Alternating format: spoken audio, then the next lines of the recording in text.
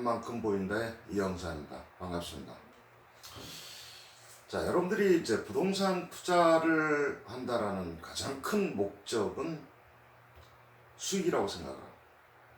수익을 내기 위해서 여러분들이 어떻게 할 것이냐. 물론 이제 편안한 거주도 있고 여러 가지가 있겠지만 여기에 투자라는 말이 들어가면 바로 수익하고 결부가 될 수밖에 없습니다. 여러분들이 수익을 내기 위한 방법들은 여러 가지 있죠. 부동산 말고도 수익을 낼 수 있는 방법은 주식을 투자한다던가 저축을 한다던가 여러 가지들을 할 수가 있어요. 그런데 주식과 저축 다 요즘은 수익성에 대해서, 물론 주식에 대한 거는 뭐 천차만별이지만 저축에 대한 거는 지금 애지간한 거 물가 상승률을 못 따라가는 수익률을 내고 있죠. 그래서 여러분들이 이제 부동산에 대한 걸 많이 합니다. 특히 요 근래 한 몇 년간은 갭 투자나 분양권, 아파트를 재개발 재건축 어느 걸 샀어도 수익이 어마어마하게 나는 애지간한 급여 생활자들이 상상하기 힘든 정도의 수익이 났습니다. 여러분들 그러기 위해서는 부동산 투자 뭘 알아야 될 것이냐라는 거죠. 부동산을 왜 알아야 하는가에 대한 가장 기본적인 거는 첫 번째는 자신의 재산을 보호하는 데 있습니다 라고 저는 봐요. 투자는 그 다음 문제고 내 재산에 대한, 부동산이 여러분들이 가지고 있는 많은 재산 가운데 대다수를 차지할 텐데 그 대다수 차지하는 재산을 어떻게 보호할 거냐. 내 재산을 보호하기 위해서는 우선은 소유권이냐 아니면 사용에 대한 거냐 등에 대한 거죠. 그렇게 했을 때 내 재산을 얼마큼을 보호할 거냐. 그리고 그렇게 내려가는 건 우리가 이제 권리 분석이라고 얘기를 해요. 권리 분석. 권리 분석이라는 거는 우리가 소유권을 했을 때 내 소유가 완전히 이전이 되느냐, 아니면 내가 사용을 했을 때, 내가 임대차를 사용을 했을 때 내가 사용하는 권리가 완전하게 있느냐에 대한 얘기죠. 이거는 가장 기본적인 얘기입니다. 근데 여러분들이 대부분이 하는 게 공인중개사를 믿거나 그나마 조금 부동산에 대해서 아는 사람한테 물어보는 걸로 모든 것이 끝나요.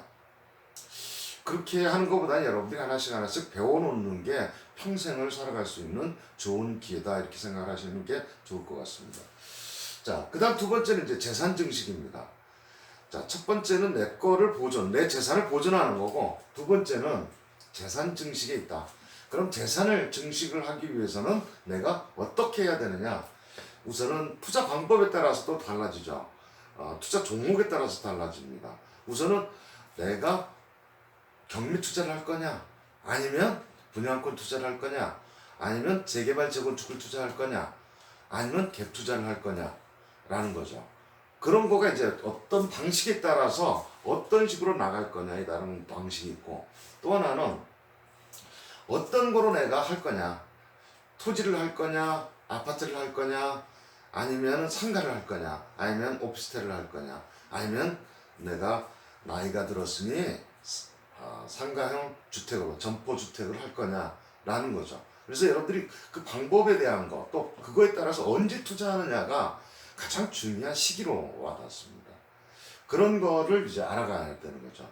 왜 알아야 되느냐? 결국 두 가지라는 거죠. 하나는 내 재산을 보호하는 게 가장 큰 목적이고, 또 하나는 내 재산을 가지고 있는 걸 얼마큼 불릴 거냐, 그런 겁니다. 여러분들이 내 재산을 불린다라는 것만큼 중요한 요소는 없습니다. 우리는 자본주의에 살고 있고, 그 자본주의를 내가 어떻게 활용하느냐, 부는 똑같은 파이를 나눠 먹는 거죠. 어떤 사람이 내 부까지를 가져가는 그런 게 되는 겁니다, 결과적으로는. 그래서 여러분들이 그런 거에 대한 기본적인 거. 그럼 이제 부동산을 어떻게 나눌 거냐, 이제 소유 가치에 대한 이제 관리를 어떻게 할 거냐에 대한 걸 구분을 해보면 이런 식으로 구분이 됩니다. 부동산은 투자적 요인이 있습니다. 가장 중요한 요인 가운데 하나죠. 그 다음에 소유에 대해, 권리에 대한 소유. 여러분들이 제일 많이 하고 있는 게 소유라는 거죠. 소유의 권리, 소유에 대한 권리 요소가 있습니다. 세 번째는 사용, 용익이라고 얘기를 하는데 사용 권리에 대한 요소가 있습니다. 이 세 가지로 나눌 수가 있죠. 자, 투자적 요인에서는 제일 중요한 게 뭐냐? 입지입니다, 바로. 자, 우리가 소유의 권리의 입지하고는 다른 내용입니다. 자, 우리가 투자적 요소에서의 입지라는 거는 결과적으로는 내가 투자한 부동산을 누군가는 사줘야 돼요. 높은 가격에 사줘야 되는데 그 낮은 가격에 사면 손해보는 거죠. 높은 가격에 사줘야 되는데 그 높은 가격에 사주는 거를 누가 사줄 거냐, 우리의 소비자는 누구냐를 찾아내는 거죠. 그 소비자를 찾아내는 거가 그 소비자 성향에 따라서 입지 요건이 완전히 달라지는 거죠. 그래서 우리가 제일 많이 분양권, 아까 얘기한 것처럼 분양권이나 뭐 재개발 재건축이나 이런 신규 아파트에 투자하는 것들은 대부분 뭐냐면 그 지역을 살 소비자들한테 내가 새 아파트를 갖고 있으면서 오랫동안 팔아먹을 수 있는, 오랫동안 가치 상승이 되는 거를 우리가 알고 투자하는 거거든요. 결과적으로는 그 입지라는 거는, 그러면 투자해서 입지라는 건 나한테 필요한, 여러분들한테 필요한 입지가 아니고 누구한테 필요한 거예요? 결과적으로 소비자, 여러분들의 물건을 받아줄 수 있는 소비자한테 필요한 게 입지다. 그래서 굉장히 중요합니다. 입지 요건이 입지 요건에서 가장 많이 나오는 거가 어떤 건가요? 학군, 초등학교가 같이 있느냐, 중학교가 같이 있느냐, 아니면 고등학교 근처냐. 두 번째는 역세권, 그렇게 얘기해요. 역세권. 출퇴근하는데 얼마나 편리한 생활을 할 수 있느냐. 물론 이제 서울 말고 지방 같은 경우는 역세권이 없는 경우도 대다수고 환경적 요소가 있는 데도 있고 없는 데도 있습니다. 그러나 서울 기타 광역시 주변에는 역세권이라는 아주 절대적인 교통수단이 필요합니다. 세 번째는 편의시설입니다. 편리시설. 우리가 쇼핑을 하거나 뭐 여러 가지를 할 때 가장 좋은 게 어디에 있느냐, 그 편리시설이 어디 있느냐. 또 하나는 공원이 있죠. 공원을 가서 산책을 한다, 공원에 가서 가족들 간에 놀 수 있는, 그리고 여러 가지를 누릴 수 있는, 일단 시각적으로 좋죠. 여러 가지를 할 수 있는 그런 공원적 요소. 그리고 이제 우리가 그 공원적 요소나 이런 거를 세 가지로 나눈다. 산을 보는 공원적 요소냐, 아니면 강을 보는 공원적, 물을 볼 수 있는 거, 강이나 물을 볼 수 있는 거냐, 이런 걸 볼 수가 있죠. 자, 그럼 거기에 따라서 어디에 비중을 두느냐에 따라서 입지 요건이 완전히 달라진다는 겁니다. 그 얘기에 따라서 뭐가 달라지는 거예요? 내 부동산 가치가 달라집니다. 서울에서는 한강을 보는 가치, 남산을 보는 가치, 공원을 보는 가치가 완벽하게 다릅니다. 특히 한강 보는 같은 경우는 한강이 보이느냐 안 보이느냐에 따라서 3억이 넘는, 같은 아파트일지라도 2, 3억이 넘는 차이가 나는 것도 있습니다. 심한 경우죠. 여러분들이 그 보이느냐 안 보이느냐가 왜 중요하느냐, 나한테는 별로 안 중요하더라, 그게 아니고 내 고객들한테는 중요하다는 얘기입니다. 그 다음에 그게 바로 뭐를 얘기하는 거냐면 수익적 요소가 굉장히 중요하다라는 얘기죠. 입지가 가장 중요하다. 그러니까 부동산학개론을 보면 첫 번째도 입지, 두 번째도 입지, 세 번째도 입지, 이렇게 얘기해요. 그게 내가 사는 지역이 얼마나 좋아지느냐에 따라서 많은 그 입지적 환경을 갖고 있느냐에 따라 달라진다는 걸 얘기하고, 그거에 따라서 수익적 요소가 완전히 판가름이 나게 됩니다. 내가 비싸게 사면 비싸게 팔 수밖에 없어요.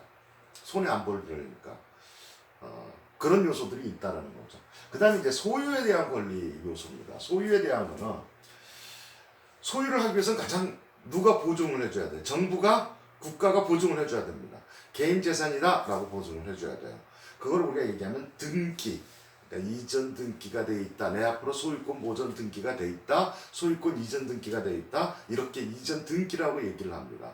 여러분들이 이제 과거에는 과거에 저희 할머니 할아버지 세대, 그 아버지 윗세대들 보면 집문서를 가지고 나가서 노름을 하였다, 뭐 이런 얘기들 많이 얘기를 하죠. 그게 바로 등기를 얘기하는 거예요. 옛날에는 집문서를 가지고서 할 수밖에 없습니다. 거기에 거래 계약을 쓸 수밖에 없었어요.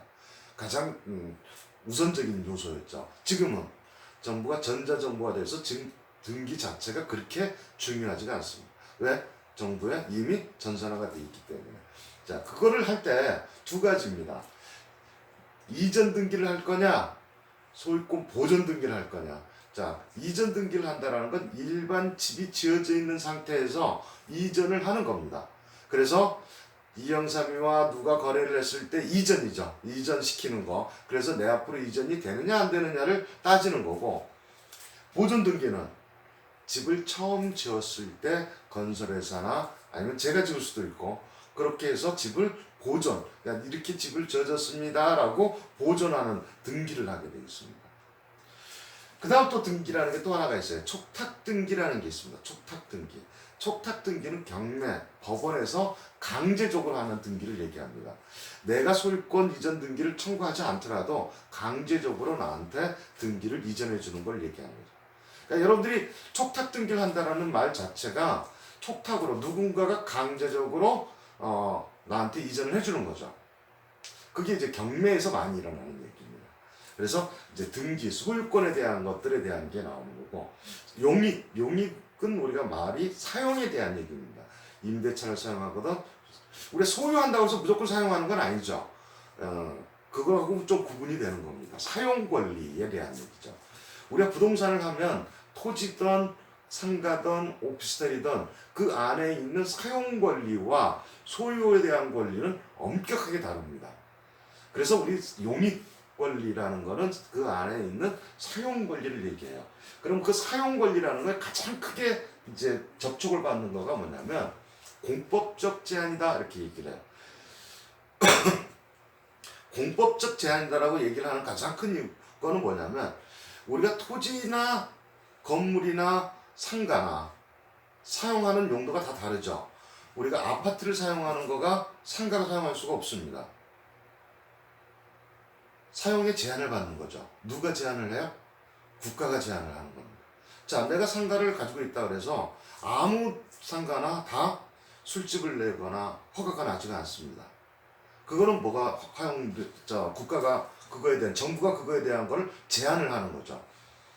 그래서 중심 상업지역 이런 지역으로 갔을 때 우리가 좋은 술집이나 이런 것들, 음식점이나 이런 것들을 할 수가 있는 거고, 그 다음에 학교 앞에서는 술을 팔거나 이런 거, 상대 정화구역, 그래서 술을 팔거나 이런 것들을 할 수가 없는 것들이죠. 그리고 PC방을 하거나 이런 것도 마찬가지. 학교 근처에서는 할 수 없으니까 중심 상업지역으로 가서 해라. 노래방도 마찬가지다. 이렇게 나누어지는 겁니다. 그 다음에 이제 그걸 공법적 제한에 한계를 두는 거고요. 그 다음에 이제 또 사법적인 거. 자, 공법이라는 것은 국가나 정부가 개인한테 묵는 법을 얘기하는 거죠. 그 공법의 한계의 가치가 사실은 부동산의 가치를 나타낸다라고 이렇게 생각하면 돼요. 그래서 부동산 가치에 대한 걸 나타낼 수가 있고, 그 공법적인 요소는 여러 가지가 있습니다. 그 가장 중요한 것 중에 서울시대의 지도를 보면 서울시뿐만이 아니고 시라는 거를 보면 주상공록이라는 공법이 있습니다. 주거지역, 상업지역, 공업지역, 녹지지역. 자, 우리가 주거지역에서는 주거를 주로 활용을 하는 거고, 상업지역에서는 상업을 목적으로 하는 거고, 공업지역은 업무지구, 공업, 생산에 대한 거를 하는 게 됩니다. 일자리가 많이 난다라는 거죠. 그런 거가 이제 공업지역이고, 녹지지역은 우리가 공원으로 써라. 그런 거죠.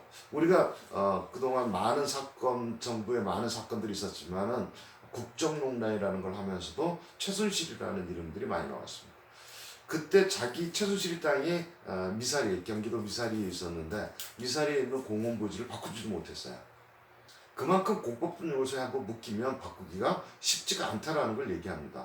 무소불위의 권력을 지니고 뭘 다 했지만 안 되는 게 없이 다 했지만 그걸 바꾸지를 못했다라는 거죠. 그만큼 또 우리 사회가 투명하고 안정화되어 있다라는 걸 얘기하는 거죠. 아는 만큼 보인다라는 거에 대한 얘기를 하는 겁니다. 자, 그 다음에 이제 용익적에서 사법적 권리를 얘기합니다.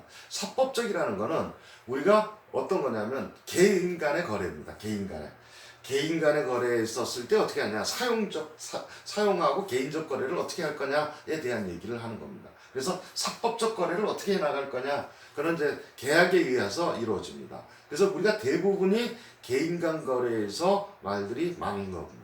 그걸 이제 공법과 사법적 거래라고 얘기를 하는 거죠.